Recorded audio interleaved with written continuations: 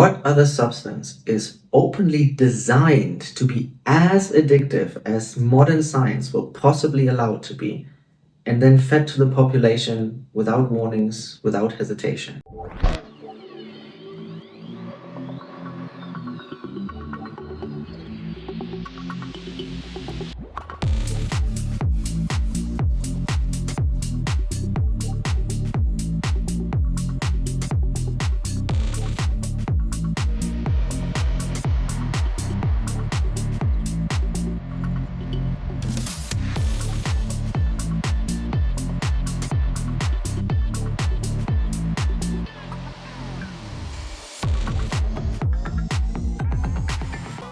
Good evening, crew, newcomers, and of course, my beloved OGs. Welcome to something a little bit different. I'm your host, Lucy, aka Lucifer, and I'm a former obese girl turned bodybuilder. Today, I want to read you a little story that I wrote. It's nothing too special, it's really just me going to the supermarket, but it's also the story of a woman who turned to take a look at one of the little things in life that make this world a little bit more scary and hostile. One of the many things most of us rather not think about or acknowledge. Something banal, normal. But we live in a world where a lot of the things that are indeed normal will look more and more terrifying the longer you choose to pay attention to them. This story is true. It's a pretty uneventful moment on surface level, but a moment that stuck with me nonetheless. So I thought, why not present this to you lovely people with a bit of added drama and flair for additional entertainment value? Because I think the train of thought fits quite well with the theme of this channel. But without any further ado, let me tell you about the day that changed my grocery shopping experience forever. Once upon a time, not too long ago, in a supermarket not so far away, I had a profound realization. Nothing truly new to me. It was something I always understood to be the case, but it was as if at that moment, on that day, that I consciously saw it for what it was with my own eyes for the first time. The world was beautiful and new to me. I had just recently found freedom and peace after defeating my lifelong nemesis, food addiction and binge eating. I looked forward to buying my groceries, since now the addicting and toxic products wrapped in shiny and colorful plastic were just that. Products. Poison that I knew tasted good. They didn't hold the same power over me. There was no withdrawal, no persistent urge to satisfy a compulsive need that I wanted to quiet. I didn't have to avert my gaze anymore to avoid temptation. I could look at the items on the shelf without my mouth watering, without impulses followed by sadness that I cannot allow myself to give in. I wasn't scared I would have to spend the rest of the day with food noise taking away from every waking moment. I made it. They provoked no feeling in me. I felt strong. On that particular day, I had walked from one side of the shop to the other on my way to get my favorite diet soda. And when I got there, I realized I had just walked through the entire snack section, not even remotely distracted by the products. In fact, not a single thought was evoked by seeing them. I barely even registered them as I walked through, thinking about other things. That was new. I wondered if that's what normal people feel like, who have never been addicted. They would never know how such a simple thing as walking through an aisle could be so empowering. This made me notice the layout of the supermarket I was in. It was always a similar routine for me. Grab my Whole Foods, which are at the entrance and take up only a small area of the store space. From there, take my rice, oats, or coffee, which are also in a rather small section of the store, right next to the Whole Foods.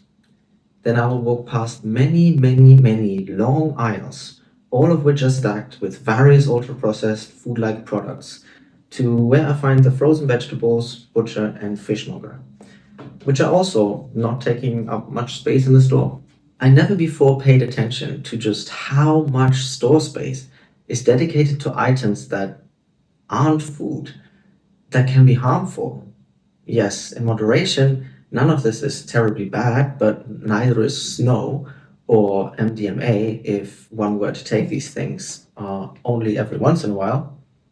One ecstasy pill won't give you brain damage, one line won't ruin your whole life, yet we don't stock our supermarket shelves with them. We don't create cute mascots for them and market them directly to children. That thought made me frustrated. Frustrated in a way I couldn't quite pinpoint. What other substance is openly designed to be as addictive as modern science would possibly allow it to be, and then fed to the population? Without warnings, without hesitation, given to children, often in an almost insulting way, with stickers that say fitness on them, just to outright mislead people who are trying to not fall victim to the products that do so much harm in people's lives. That's what they are called, food-like products, because they are not food. There is a reason the McDonald's CEO himself refers to their burgers as products and not food or even burgers, because they aren't. They cannot be called that.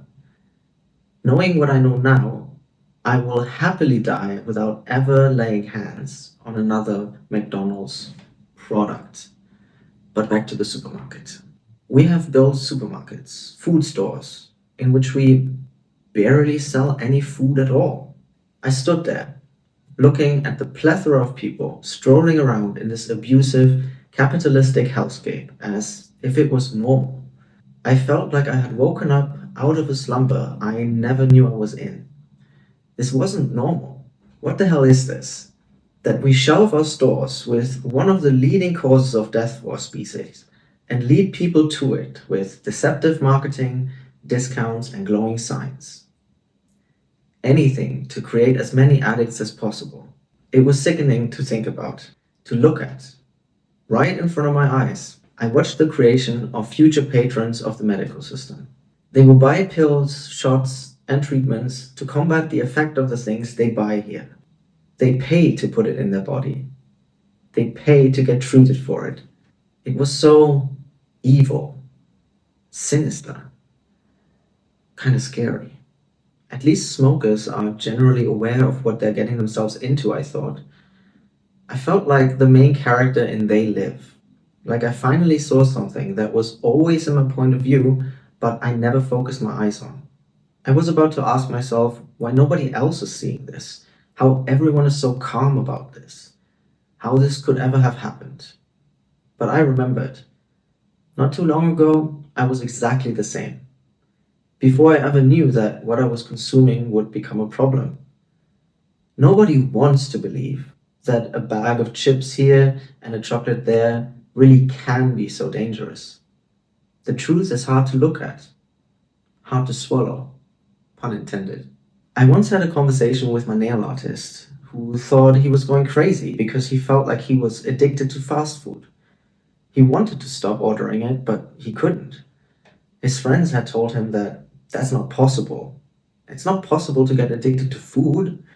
He shouldn't worry. It's just food. It's normal. This really highlighted to me how so many people are genuinely oblivious to the addictive qualities of these substances. Or maybe they want to be. If it's really just food, you can't be addicted. You don't have a problem. If it's not that serious, it can't hurt you. There is nothing wrong with you. It's not your doing. It has nothing to do with what you eat. People think like that, and that is what they want. The entities selling them the poison they so willingly line up for. Soulless corporations, giant, merciless, and only driven by greed to extract everything from you, even if it costs you your health and quality of life. They are the Lovecraftian horrors of our world. The evil you can see in the corner of your eye, but choose to ignore. It's easier. As a bodybuilder, something I hear a lot are things like, oh, it's awesome that you're so disciplined. I could never give up chips. Or, I don't know how you do it. I could never live without sugar.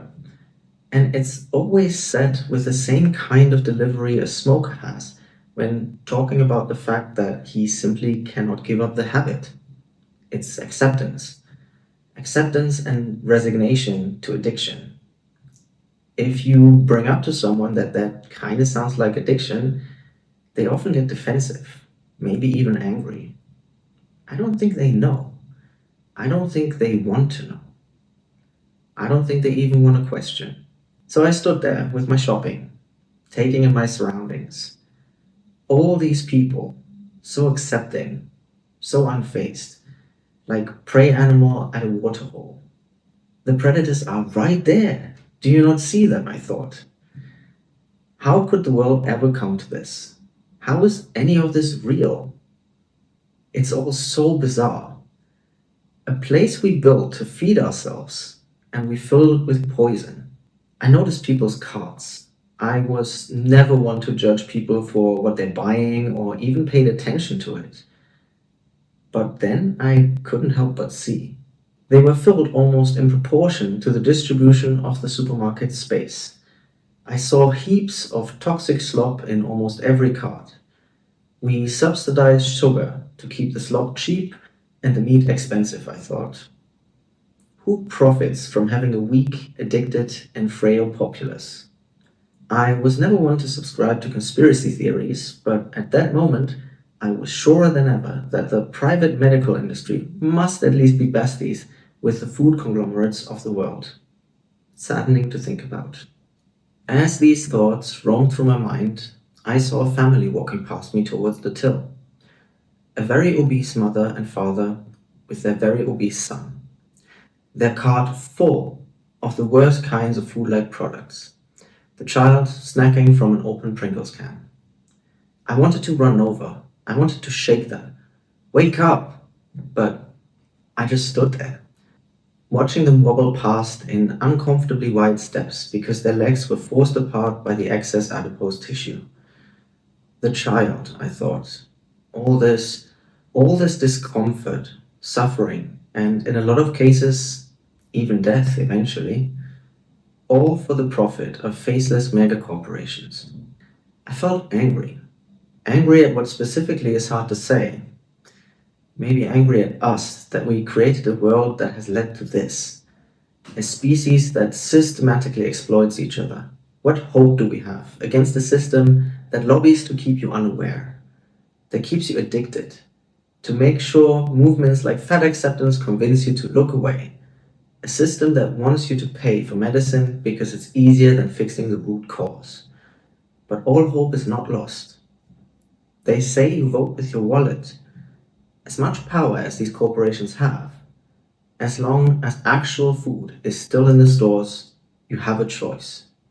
You can stand up to the constant onslaughts of adverts and messaging that is designed to make you cave and say no. And that is something I hope to do with this channel, maybe, if I can just wake up one more person or help one person and their suffering and break free of their food addiction, or maybe get someone to course correct before it even gets that far, I am very happy.